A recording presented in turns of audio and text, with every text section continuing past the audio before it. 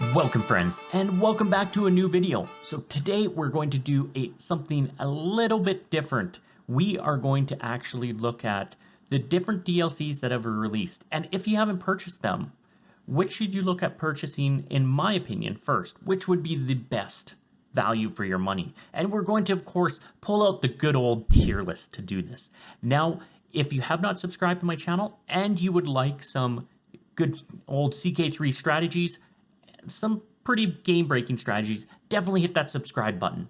But let's get into the expansions. So we're going to go through in chronological order from the first DLC to the current DLC. So from Northern Lords to Fate of Iberia. So the first one, Northern Lords. So Northern Lords, this comes in at $9 Canadian. Yes, I'm going to use Canadian prices. I'm Canadian, so I'm going to use Canadian prices. All right, so what actually comes in the DLC when you purchase it? Not the free patch, but the DLC. So you get the Northern Adventures, the Yom Vikings, and the Shield Maidens. The Shield Maidens are quite interesting, right? It allows you to violate your gender neutrality without full gender neutrality. So you also have cultural specific content that's going to come in here. So these are like your events and such that are coming in. You have your adventure and pillage legacies that come in. When I actually look back at this, I was actually shocked at how little came in the DLC. Now, one thing is, I'm a huge fan of the Viking era and the shows around that. So the Vikings, Norsemen, and the Last Kingdom. And of course, I even visit the local mead festival, and despite the fact that that I don't actually drink mead, just because they have a lot of Viking role-playing going on there and combat. It's a lot of fun. But Vikings are very romanticized in our culture, so I have to take that in consideration. I have to say, am I ranking this because I'm romanticizing the Vikings, or am I ranking this high because it's a good quality DLC? Now, where I ended up looking back at the DLC, I would actually rank this as a C. I would not rank it higher than that. Looking back at the 4 different things that came in the pack, not much really came in the pack, and that's unfortunate. Now, it is a flavor pack. It is only $9. But later on, when I discuss Fate of Iberia, you're going to really understand how that price kept it to that C tier, and how that $9 doesn't make it as good value for me as what I would expect from a flavor pack. Next up, we have Royal Court, the one that is beat on by everybody. Everybody attacks Royal Court. I have seen many comments of people having a bit of a problem with Royal Court. Whether it's on my stream, in comment section, or in my Discord, there's a ton of hate out there for it. But Royal Court comes in at $38. That probably has something to do with the hate. But what comes in there? You have your 3D court. Do not get that without the expansion. You also have your court grandeur, your amenities, the ability to hold court, your court artifacts, and your court events. You also get in there inspirations. You get your petitioning your liege, hybrid cultures, pay homage, diverge culture, reform culture. You also have new council tasks to bestow royal flavor, convince de jure territory.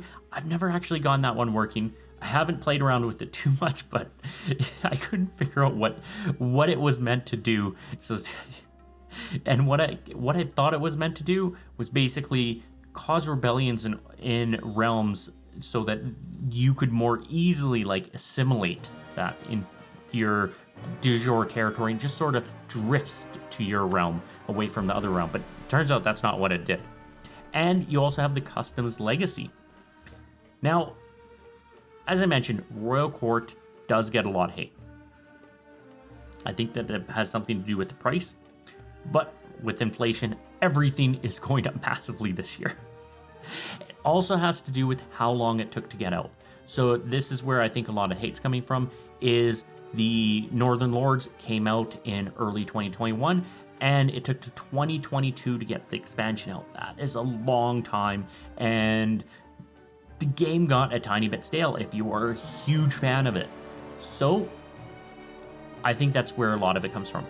The other problem that it may have is, unlike the other two DLCs, it doesn't have a specific culture that it focuses on.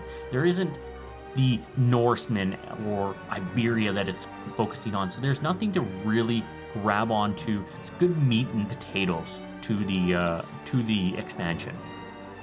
However, when I look at everything that comes in the expansion, I actually think that it's something that is quite innovative and quite good.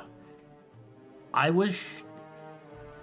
really enjoy and having a new game, and it adds a lot of flavor to the game. This is something that as we get away from those issues that the expansion had due to the price increase comparatively to other DLCs, and due to the time that it took to came out, as we move away from that and some of those issues come out, I think that this one's going to be well received. I would definitely put this in my B tier.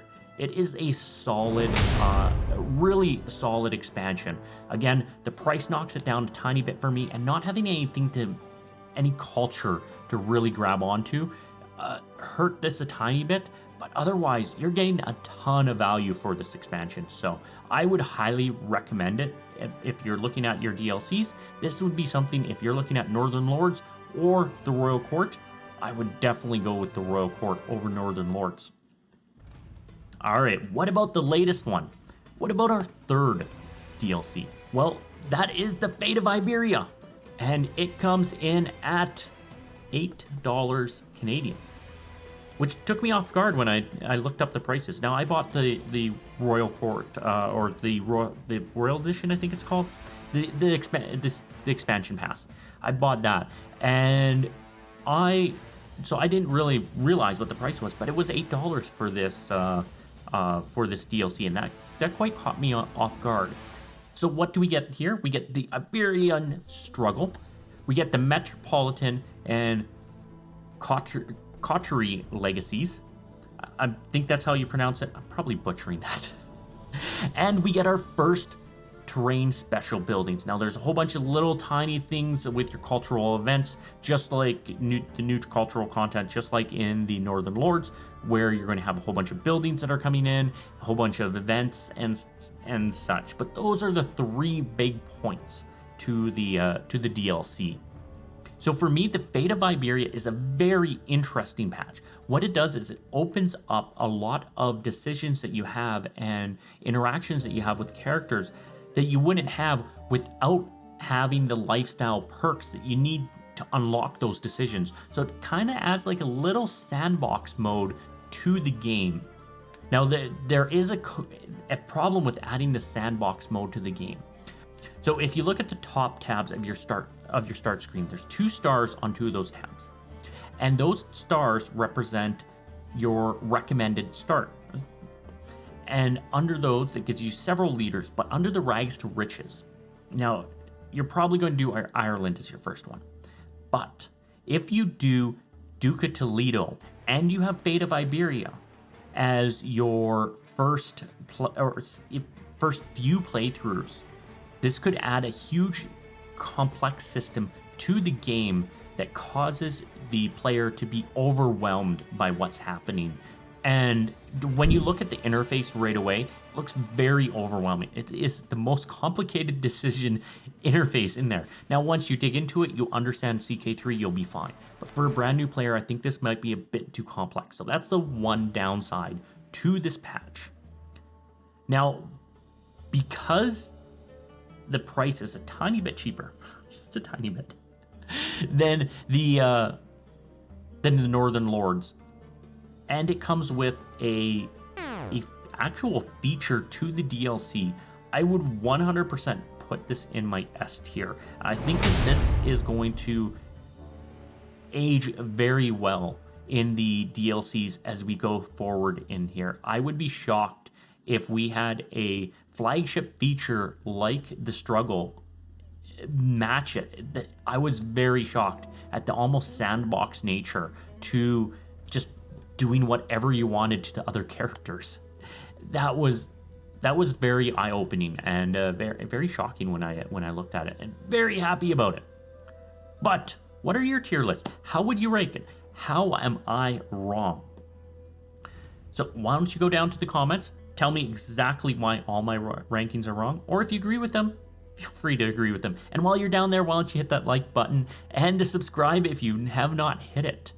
But I would also like, before I let everyone go, I was officially accepted into the YouTube Partner Program recently as we crossed the 1,000 subscribers. So I'd like to thank all of you 1,000 beautiful people for hitting that subscribe button. I really appreciate it.